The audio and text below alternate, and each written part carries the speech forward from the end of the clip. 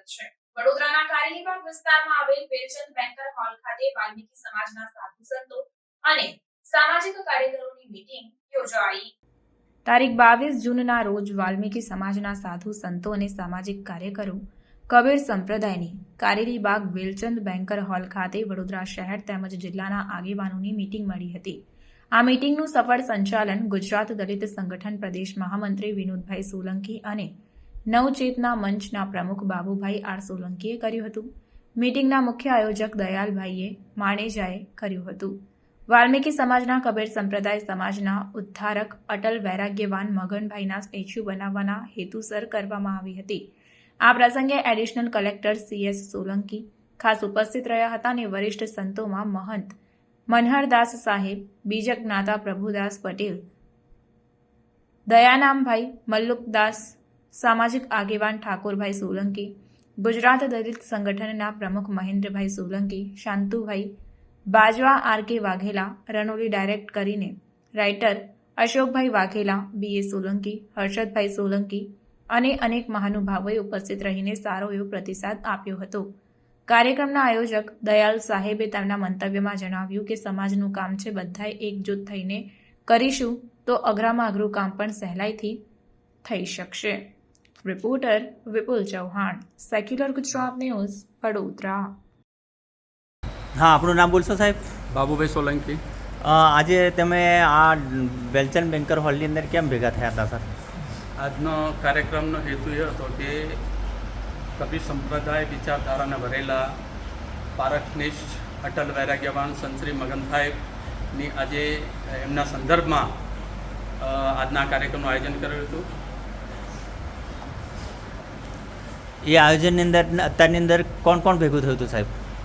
વડોદરા શહેરને આજુબાજુમાંથી મહંતો, સંતો, સામાજિક કાર્યકરો અને પારખ વિચારધારાને ભરેલા સત્સંગી મિત્રો બધા ઉપસ્થિત થયા હતા। આ કાર્યક્રમ જ્યારે તમે રજૂ કર્યો ત્યારે તમે બધાના વિચારો જાણ્યા હતા કે બધાના વિચારો જેવું ડૉક્ટર બાબા સાહેબ આંબેડકરે જે સમાજના લગતી જે ઈચ્છાઓ સમાજને પીરસી હતી એવી જ ઈચ્છાઓ સંત શ્રી મગન સાહેબે પીરસી છે, એની વિચારધારાની અંદર તમે શું કરવા માટે આગળ ઈચ્છો છો? આવનાર સમયમાં સદગુરુ કબીર સાહેબના વિચારોને લઈને સદગુરુ મગન સાહેબે 1951થી 1972 સુધી દરમિયાન એમણે પારખ સિદ્ધાંતનો જે પ્રચાર પ્રસાર કર્યો અને ખાસ કરીને વાલ્મીકી સમાજમાંથી જે વંચિત સમાજ છે વાલ્મીકી સમાજ, એ અંધશ્રદ્ધા, પાખંડ પૂજા અને મૂર્તિ પૂજા અને સાથે સાથે વ્યસનોમાં જે ડૂબી ગયેલો હતો એ સમાજને સાહેબે કબીર સાહેબના પારખ સિદ્ધાંતથી એમણે બહાર કાઢે છે। સાહેબ, મગન સાહેબ વિશે જ્યારે તમને વાત કરવામાં આવે છે ત્યારે તમે આ મિટિંગની અંદર હાજર હતા, તો તમે શું કહેવા માગો છો? સદગુરુ મગન સાહેબ આ વિશ્વના તટ પર વાલ્મીકી સમાજનો એક મસીહા થઈ ગયો સાહેબ, જેણે આ સમાજ કથળેલી સમાજને ઉગારવાનો બહુ મોટો સિંહ ફાળો છે। એવા મગન સાહેબને ત્રયવાર સાહેબંદગી અને આ જે દયાલ સાહેબે બીડું ઝડપ્યું છે મગન સાહેબ વિશે, એમનું સ્ટેચ્યુ બનાવવા વિશે કે હોલ બનાવવા વિશે, એમાં અમારો સંપૂર્ણ હાર્દિક ટેકો છે અને સાથે સાથે સમાજનો પણ ટેકો છે। એ જ અભિયર્થના છે। આપણું નામ સાહેબ? પ્રભુદાસ સાહેબ બાજવા।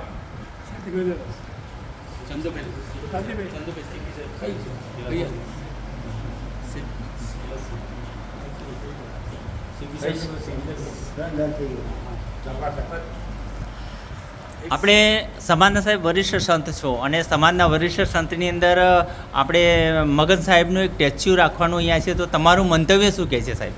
મારું મંતવ્ય મગનદાસ સાહેબ પ્રત્યે સાહેબ હું સદગુરુ કબીર સાહેબ માનું છું, કારણ મગનદાસ સાહેબ જો વડોદરામાં ના આવ્યા હોત તો આટલી પ્રગતિ પ્રગતિ વડોદરામાં થતી હતી। જ્યારે એમનું આગમન વડોદરામાં થયું ત્યારે આપણી જળ પૂજા બધી હતી, માતા માધવને જે માનતા હતા અને કબીર સંપ્રદાયનો જે ઉલ્લેખ છે એનાથી વંચિત હતા, તો ખરેખર આપણને એમનું ભાન કરી અને આપણે એ પંથને ભર્યા છે મગનદાસ સાહેબના વિચારોને, એ બધા મગનદાસ સાહેબને ખૂબ ખૂબ ધન્યવાદ આપું છું। બાબુભાઈ, મને તમને છેલ્લો પ્રશ્ન છે કે હવે પછીની રણનીતિ તમારી શું છે? આજે બધા જે સાહેબને માનનારો વિશાળ વર્ગ છે એમના બધાના વિચારો જાણ્યા છે। એ જાણ્યા પછી દરેકના મંતવ્યને સાંભળીને અમે એક પ્લેટફોર્મ પર આવ્યા છે કે સાહેબ આગામી જે બીજી નેક્સ્ટ મિટિંગ થશે ત્યારે એમાં વિસ્તૃત ચર્ચા કરવામાં આવશે. અને હાલ સદગુરુ મગન સાહેબના નામનું પ્રતિમાનું વિતરણ થાય, મૂર્તિ મુકાય એ દિશા પર દરેકના સૂચનો આવેલા છે સાહેબ, અને એને લગભગ બધાએ સાથ સહકારથી વધાવી લીધો છે. તમે એની સાથે નવયુવાન કાર્યકરોને જોડવાના પ્રયત્નો ખરા તમારા? હા, ચોક્કસ સાહેબ. આ આવનારી યુવા પેઢી માટે જ અમારું આ એક આયોજન છે કે જેથી કરીને યુવાનો આ સંપ્રદાય સાથે, આ વિચારધારા સાથે, પારક સિદ્ધાંત સાથે જોડાઈને વ્યસનો ફેશનોમાંથી મુક્ત બને અને એક આધ્યાત્મિક જીવન તરફ बढ़े, એ હેતુ જ અમારો આ છે. બોલીએ સદગુરુદેવ કી જય. સુધી મેં કદાચ પહેલી વાર સાહેબશ્રીના આટલા બધા ખુલ્લા દિલથી મનથી સાંભળ્યા છે. એમ તો સાહેબનો પરિચય છે, સાહેબને જોયા છે, સાંભળ્યા છે, પણ આજે જે સદગુરુ મગન સાહેબ માટે જે સાહેબ વાતો કરી, સમાજ માટે જે વાતો કરી, એ સાહેબે ઘણો પ્રભાવિત. સમાચારોની અવનવી અપડેટ્સ માટે જોતા રહો સેક્યુલર ગુજરાત ન્યૂઝ. સાથે સેક્યુલર ગુજરાત ન્યૂઝ ચેનલને લાઇક, શેર અને સબસ્ક્રાઇબ કરો અને બેલ આઇકોન દબાવીને સમાચારોની ઝડપી માહિતી મેળવો.